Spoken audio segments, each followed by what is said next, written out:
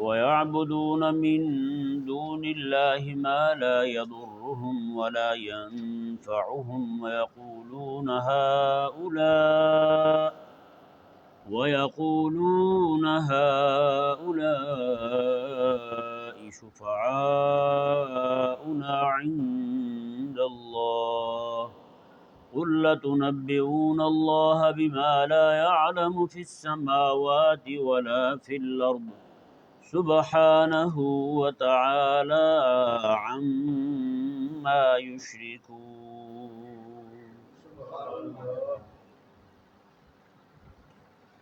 اللہ تبارک و تعالی نے مشرکین کے شرک کو مزید کھولا اور اس کی تردید فرمائی۔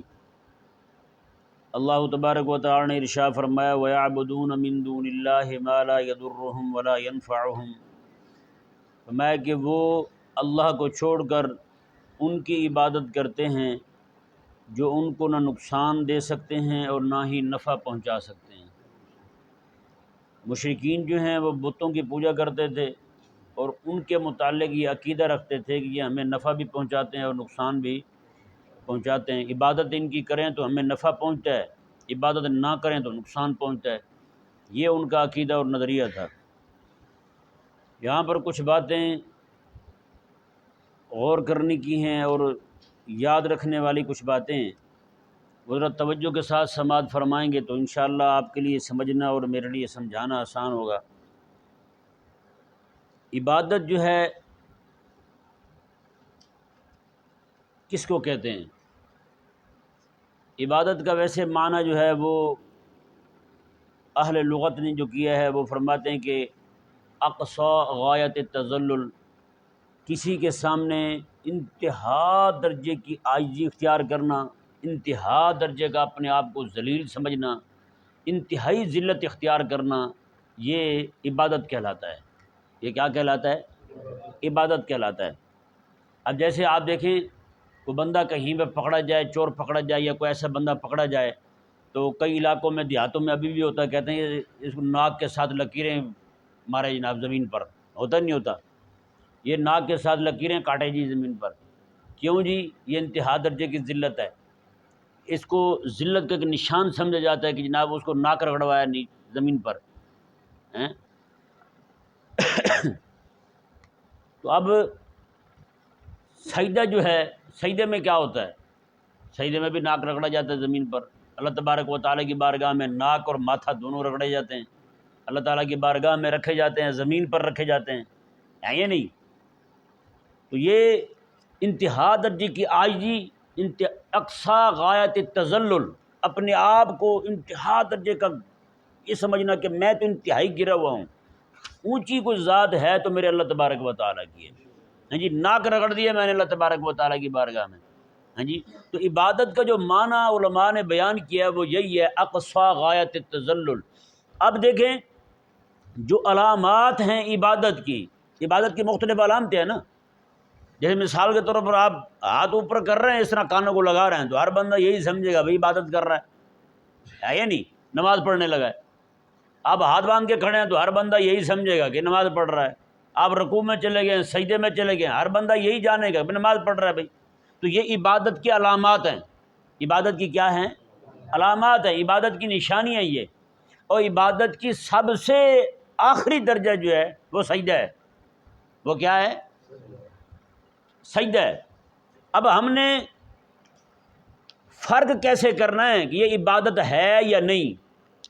اب مثال کے طور پر جیسے کوئی بندہ اتحیات میں، آپ اللہ تعالیٰ کی بارگاہ میں بھی بیٹھتے ہیں، اتحیات میں بیٹھتے ہیں نا، ہیں جی، اور بچے جو ہیں اپنے استاد کے سامنے بھی ایسے بیٹھے ہوتے ہیں، مرید جو ہے اپنے شیخ کے سامنے بھی اتحیات کی صورت میں بیٹھا ہوتا ہے۔ اب کیا خیال ہے، کوئی بندہ کہے گا کہ یہ عبادت کر رہا ہے؟ اس کی عبادت نہیں کہیں گے، ہیں جی۔ اللہ تعالیٰ کے سامنے بیٹھا ہے تو وہی بیٹھنا اس کا عبادت ہے۔ اپنے شیخ کے سامنے، اپنے استاد کے سامنے اتحیات کی شکل میں بیٹھا تو وہ عبادت نہیں ہے۔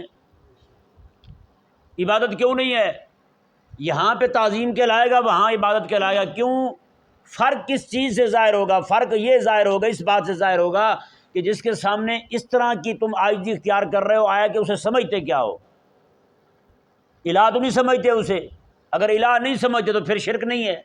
اگر اسے الہ سمجھ کے اتحیات کی صورت بھی اختیار کرتا ہے کسی کے سامنے، صرف سجدے والی بات نہیں ہے، اتحیات کی شکل بھی کسی کے سامنے اس کو الہ سمجھتے ہوئے اختیار کرتا ہے، تو یہ بھی شرک ہے بھائی۔ تو فرق کس چیز سے ہوگا؟ فرق ہوگا عقید الوہیت سے۔ کس سے ہوگا؟ عقید الوہیت سے۔ آیا کہ اسے الہ سمجھتا ہے یا کیا سمجھتا ہے اسے؟ اگر الہ سمجھتا ہے تو پھر تو بھائی آپ دیکھیں نا، مثال کے طور پر کئی لوگ کہتے ہیں سجدہ ہی شرک ہے کسی کو، اور بھائی صرف سجدہ ہی نہیں ہے عبادت کا نشان، عبادت کی علامات اور بھی ہیں۔ اب دیکھیں مثال کے طور پر آپ نماز میں کھڑے ہوتے ہیں ہاتھ باندھ کے، اس طرح ہاتھ باندھ کے اس طرح کھڑے ہوتے ہیں نا، سارا آپ کا جھکا ہوتا ہے نیچے کی طرف، آپ اس طرح ہاتھ باندھ کے کھڑے ہیں اللہ تعالیٰ کی بارگاہ میں، اسے کہیں گے عبادت کر رہا ہے۔ کیا کر رہا ہے؟ عبادت کر رہا ہے۔ اب ہمارے فقہا نے لکھا ہے، آپ فتاوی شامی اٹھا کے دیکھ رہے ہیں، انہوں نے کہا کہ آقا علیہ السلام کی بارگاہ میں جب امتی جائے تو یاقف کما یاقف فی الصلاۃ، حضور کی بارگاہ میں ایسے کھڑا ہو جیسے نماز میں کھڑا ہوتا ہے۔ کیسے کھڑا ہو؟ ایسے کھڑا ہو جیسے نماز میں کھڑا ہوتا ہے، ہاتھ باندھ کے اس طرح کھڑا ہو۔ اب دیکھیں وہیں پہ بندہ کھڑا ہوا ہے، پیچھے کی طرف کھڑا ہوا ہے، منہ اس کا کعبے کی طرف ہے، ہاں جی، تو بندہ کہے گا نماز پڑھ رہا ہے، عبادت کر رہا ہے۔ بالکل وہی کھڑا ہونا، وہی جسم پر عاجزی ہے، وہی غلامی کے آثار نظر آ رہے ہیں پورے جسم پر، ہاں جی، سر اس کا جھکا ہوا ہے، ہاتھ اس کے بندھے ہوئے ہیں، بالکل اسی طرح کھڑا ہوا جس طرح نماز میں کھڑا ہوا ہے، وہاں عبادت بن رہی ہے، یہاں پہ عبادت نہیں، یہاں تعظیم بن رہی ہے عبادت کی علامت ہے نا جی۔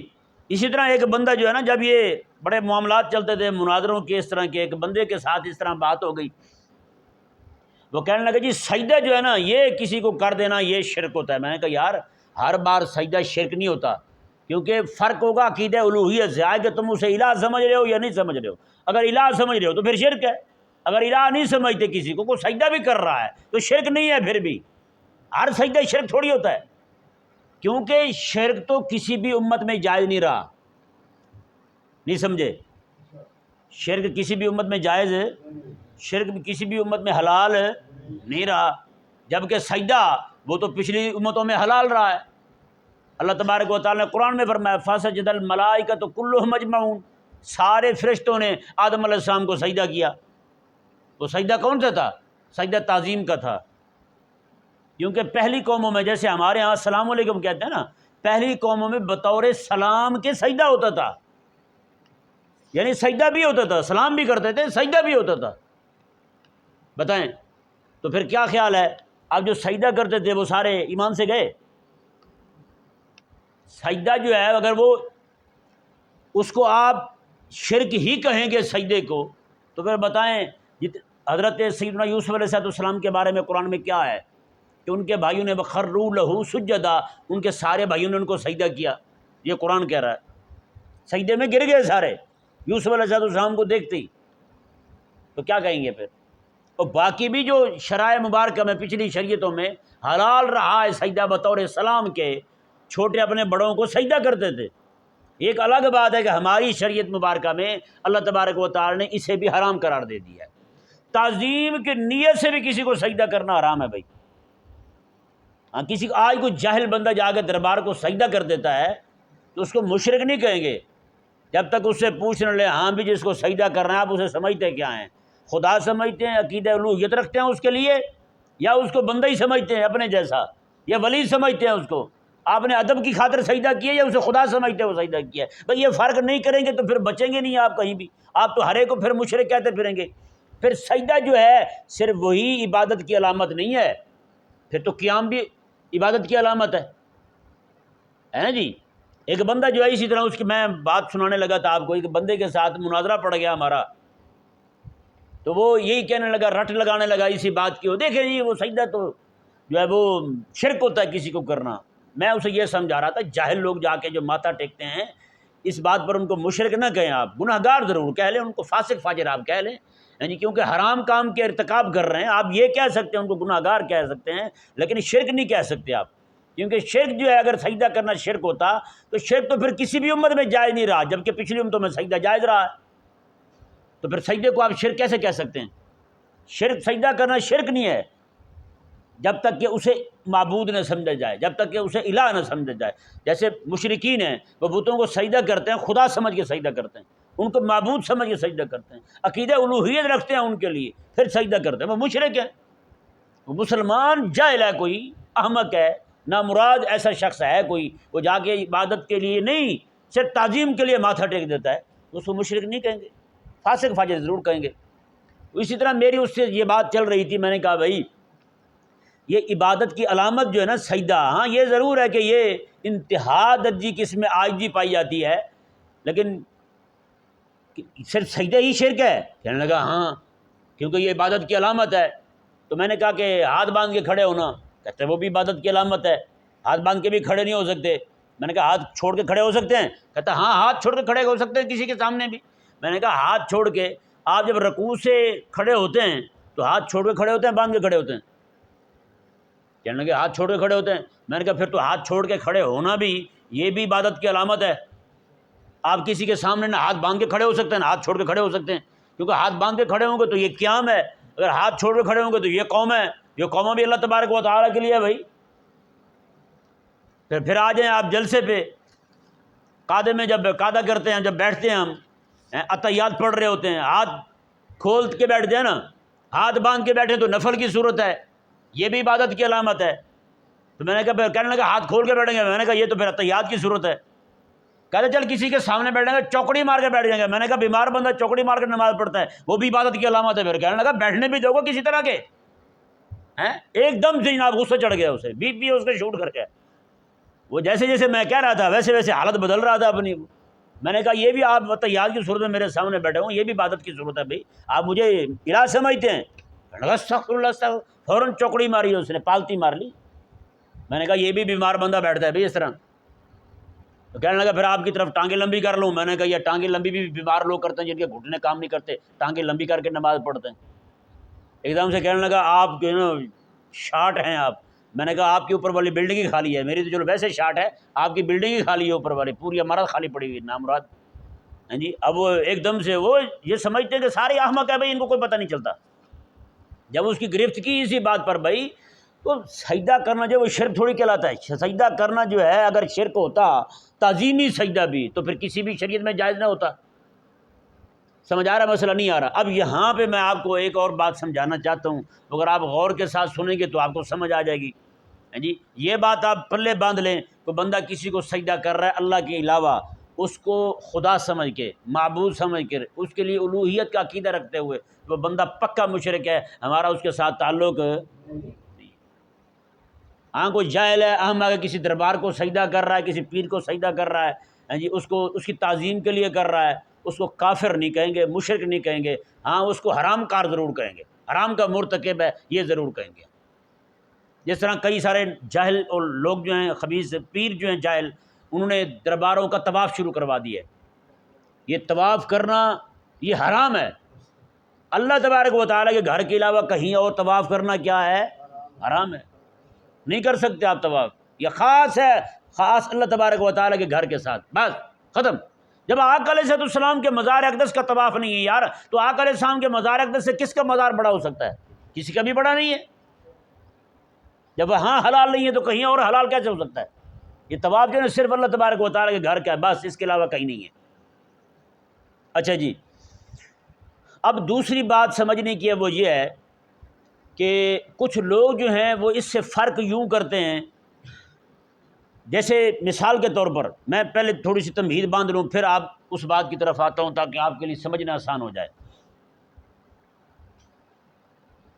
اللہ تبارک و تعالیٰ نے قرآن کریم میں ارشاد فرمایا، قرآن کریم میں اللہ تبارک و تعالیٰ نے ارشاد فرمایا کہ انشکر لی ولوالدیک، فرمایا کہ شکر ادا کرو میرا بھی اور اپنے والدین کا بھی، شکر ادا کرو میرا بھی اور اپنے والدین کا بھی۔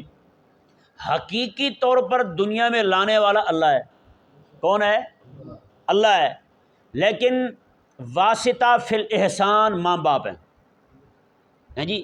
احسان اس احسان کا، کیونکہ ہمارا دنیا میں آنا یہ احسان ہے اللہ تعالیٰ کا، اس احسان کے مکمل ہونے میں واسطہ ہمارے ماں باپ ہیں، سمجھ آئے نا؟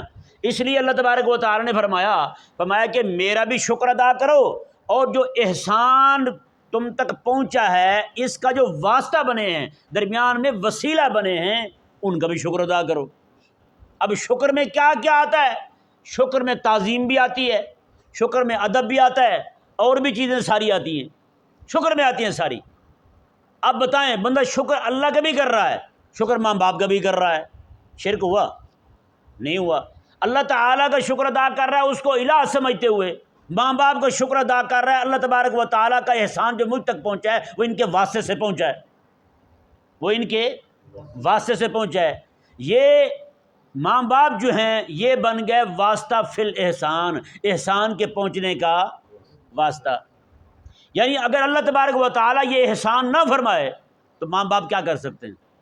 کچھ نہیں کر سکتے، ماں باپ کچھ نہیں کر سکتے۔ کتنے لوگ ہیں جوڑے ہیں بیچارے اتنے عرصے سے ان کی شادیاں ہوئی ہیں، اولاد نہیں ہو رہی، جب تک اللہ نہیں چاہے گا کچھ نہیں ہوگا، ہیں جی۔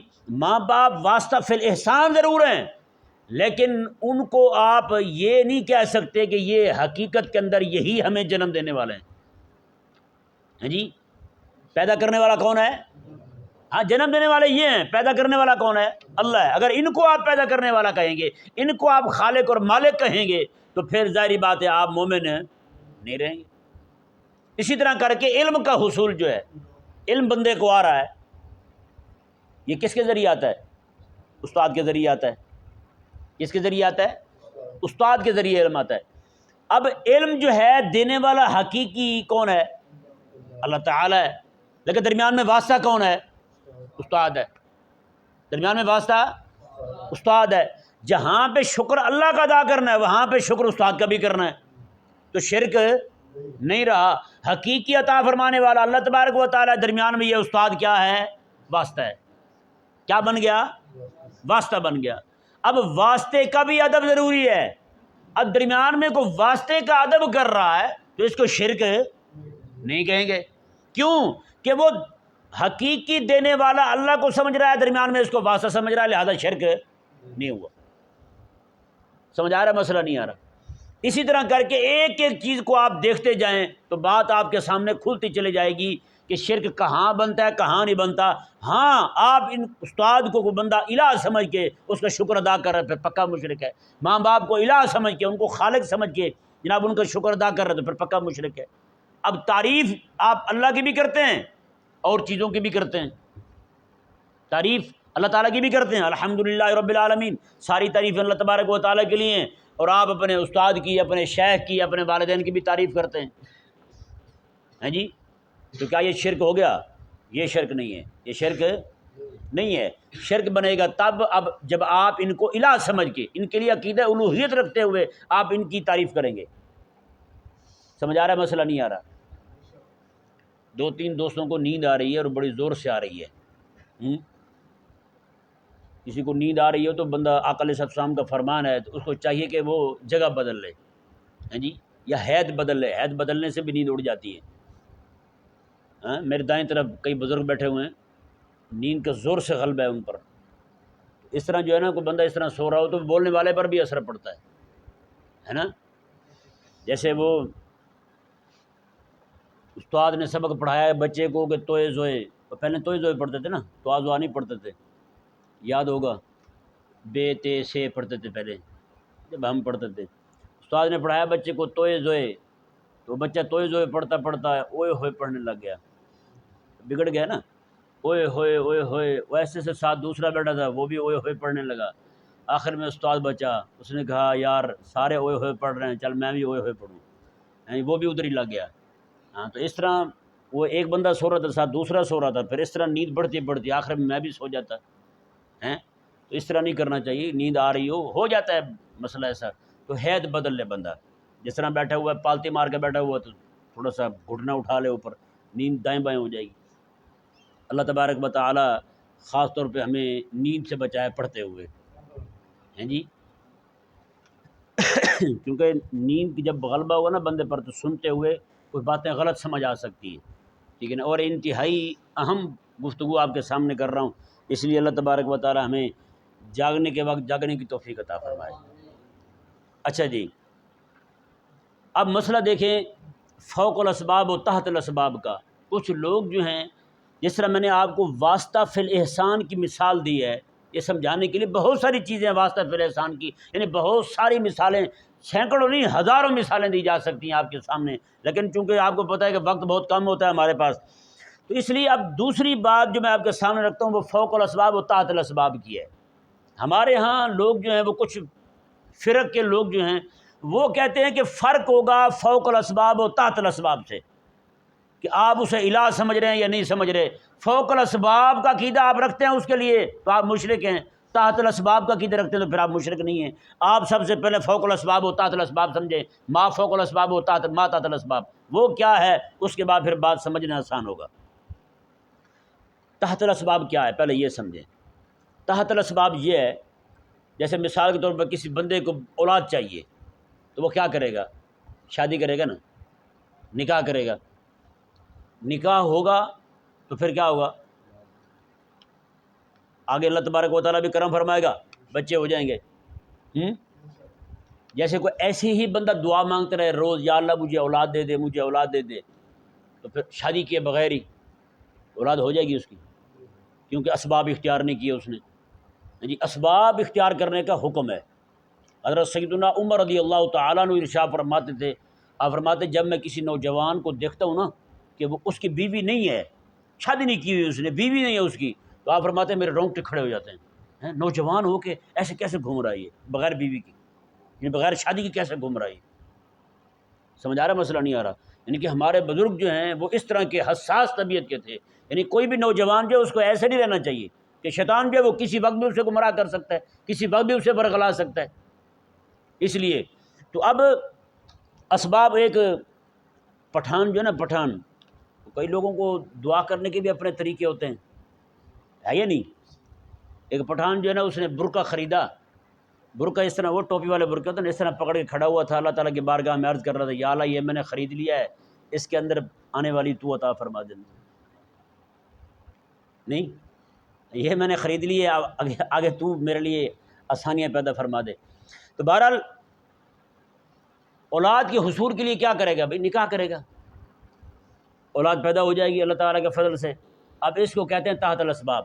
اب کسی بندے کو گندم چاہیے، وہ کیا کرے گا؟ بیٹھ کے مسجد میں دعا کرتا رہے گا؟ جی اسباب اختیار کرے گا۔ کیا کرے گا؟ اسباب اختیار کر کے پھر دعا کرے گا۔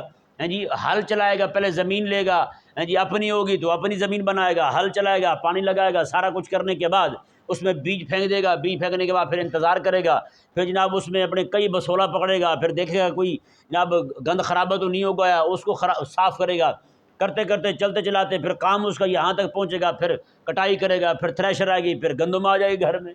یہ کو 5-6 مہینے کا اس کا یہ سارا ایک دورانیہ ہوگا، گندم گھر میں آ جائے گی۔ یہ گندم کے حصول کا کون سا طریقہ ہے بھلا؟ اسباب کے تحت۔ کس کے تحت؟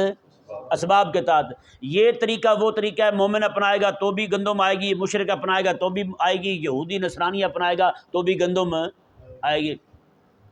اب اس طرح کر کے پانی کے حصول کا طریقہ کیا ہے؟ پانی کے حصول کا طریقہ ہمارے ہاں بور کرتے ہیں، بور کرنے کے بعد پیپ ڈالتے ہیں، موٹر لگاتے ہیں، پانی آ جاتا ہے، یہ نلکا لگاتے ہیں، پانی آ جاتا ہے۔ جی یہ طریقہ ہے تحت الاسباب، اسباب کے ذریعے کسی شے کو حاصل کرنے کا طریقہ۔ ہاں جی بتائیں، آج تک کسی نے کوئی حیران ہوا ہے کوئی بچہ پانی بھر کے لیا، یار کمال ہے یار، بچہ گیا پانی لے کے آ گیا، کوئی حیران ہوا ہے؟ ہاں ایسے جنگلات ہوں جہاں پانی ہو ہی نہ، وہاں پہ کوئی بندہ آپ کو ایک دم سے پانی اٹھا کے پکڑا دے تو یہ کیا کہیں گے؟ کرامت ہے اس کی، یہ فوق الاسباب ہے، یعنی پانی ہے ہی نہیں، پانی اس نے موجود کر کے دکھا دیا ہے، یہ فوق الاسباب ہے، یہ فوق الاسباب ہے، اسباب کے اوپر اس نے کام کیا ہے، اسباب کے ذریعے نہیں پانی حاصل کیا اس نے۔ اسی طرح گندم ہے، اسباب کے ذریعے کیسے حاصل کرتے ہیں وہ میں نے بتا دیا آپ کو۔ ما فوق الاسباب کیسے ہے؟ ما فوق الاسباب ایسے ہے جیسے کوئی بیٹھے ہوں ایسے، تو بندہ کہے جناب گندم چاہیے، روٹی چاہیے تھی، کھانی تھی، دل چاہ رہا تھا، جی ایک دم سے کوئی بندہ اللہ تبارک و تعالیٰ کی بارگاہ میں دعا کرے، اللہ تبارک و تعالیٰ فوراً موجود کر دے سامنے اس کے۔ نہیں سمجھ آیا؟ یہ کرامت جو ہوتی ہے نا، یہ ہوتی ہی ما فوق الاسباب ہے۔ کیا ہوتی ہے؟ ما فوق الاسباب ہے۔ معجزہ بھی کیا ہوتا ہے؟ ما فوق الاسباب ہوتا ہے۔ لیکن حقیقت کے اندر آپ کرامت کو، معجزہ کو آپ یہی کہیں گے کہ یہ اللہ کی طرف سے ہو رہا ہے۔ کس کی طرف سے ہو رہا ہے؟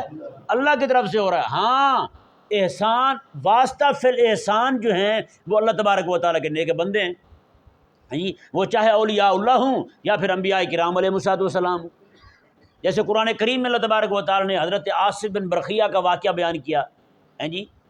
وہ کیا واقعہ ہے جی کہ سلیمان علیہ السلام کی مجلس لگی ہوئی ہے، اچانک آنن فانن، آنکھ جھپکنے سے بھی پہلے انہوں نے وہ ملک سبا یمن سے تخت جو ہے وہ مکفل کئی دروازوں کے اندر پڑا ہوا ہے، ہر دروازے کو تالا لگا ہوا ہے، 7 کمرے 7 دروازے 7 تالے، وہاں سے اٹھا نہیں بندہ، وہاں سے ہلا نہیں ہے، وہاں سے گیا نہیں ہے، فوراً اٹھا کے سامنے رکھ دیا ہے. اسے کہتے ہیں ما فوق الاسباب. کیا کہتے ہیں؟ ما فوق الاسباب. اور آگے عقیدہ دیکھیں سلیمان علیہ السلام نے کیا بیان کیا، میں خبردار کوئی یہ نہ کہے اس کے ڈولوں کی برکت سے آیا ہے، میں ھذا من فضل ربی، یہ میرے رب کے فضل سے یہاں ہے. یعنی ما فوق الاسباب میں بھی عقیدہ کیا رکھنا ہے ہم نے؟ اللہ کی طرف سے. لیکن واسطہ فی الاحسان اس کے بندے بن سکتے ہیں، واسطہ فی الاحسان اس کے بندے بن سکتے ہیں. لہذا ما فوق الاسباب کو ظاہری طور پر دیکھتے ہوئے کسی ولی کی طرف حقیقی کار ساز اس بندے کو بھی نہیں سمجھنا چاہیے. حقیقی کام بنانے والا اللہ تبارک و تعالی ہے، حقیقی طور پر پہنچانے والا کوئی بھی شے ما فوق الاسباب کرنے والا اللہ تبارک و تعالی ہے. ہاں اس کے بندوں کے ہاتھ پر ظاہر ہو سکتا ہے. یعنی اللہ تبارک و تعالی جیسے جبریل امین علیہ السلام، کوئی بندہ اللہ کے علاوہ کو بیٹا دے سکتا ہے؟ نہیں دے سکتا. لیکن جبریل امین علیہ السلام نے حضرت مریم کو کیا کہا تھا؟ لِأَهَبَ لَكَ غُلَامًا زَكِيًّا، میں تیرے پاس آیا ہوں تاکہ صاف ستھرا بیٹا دوں، صاف ستھرا بیٹا دوں. اب حقیقی دینے والا اللہ تبارک و تعالی ہے، لیکن اس عطا کا جو ظہور ہے وہ اللہ تبارک و تعالیٰ کے پاک بندے جبریل امین علیہ السلام کے ہاتھ پہ ہو رہا ہے جی. درخت کاٹ کے روزانہ کتنے لے جاتے ہیں دائیں بائیں جی، کتنے پودے ہیں جو آگے پیچھے دائیں بائیں منتقل ہوتے ہیں. تو بندہ کہتا ہے یار بڑا کرامت والا بزرگ ہے، کبھی کہتا ہے کوئی؟ نہیں کہتا کوئی بھی. لیکن آپ دیکھیں میرے آقا صلی اللہ علیہ وآلہ وسلم، مسجد الشجرہ آج بھی مکے میں موجود ہے. لوگوں نے کہا کہ یہ درخت جو ہے آپ کے پاس آ جائے ہم کلمہ پڑھ لیں گے. ہیں جی میرے آقا علیہ السلام نے میں جا تو ہی کہہ دے اسے کہ آ جائے وہ. ہیں جی وہ گیا اور اس نے جا کے کہہ دیا کہ تجھے حضور پرشاد فرما رہے ہیں. وہ جناب دائیں بائیں گرا، آگے پیچھے گرا، ساری جڑیں اس نے ان کا تعلق زمین سے توڑا. اس نے کہا حضور بلا رہے ہیں، تمہارے ساتھ کیا تعلق رکھنا ہے جی. جی وہ چلتا ہوا آقا علیہ السلام کی بارگاہ میں آ گیا. اب یہ جو آنا ہے یہ اس کا اسباب کے تحت نہیں آیا، کوئی پکڑ کے نہیں لایا، جڑیں اکھیڑ کے نہیں لایا، سارا کچھ ایسے ہی ہوا ہے. یہ ما فوق الاسباب ہے، کرنے والا اللہ تبارک و تعالیٰ، لیکن ظہور اس کا اپنے حبیب کریم علیہ السلام کے ہاتھ سے کروا رہا ہے. سمجھ آ رہا ہے؟ مسئلہ نہیں آ رہا.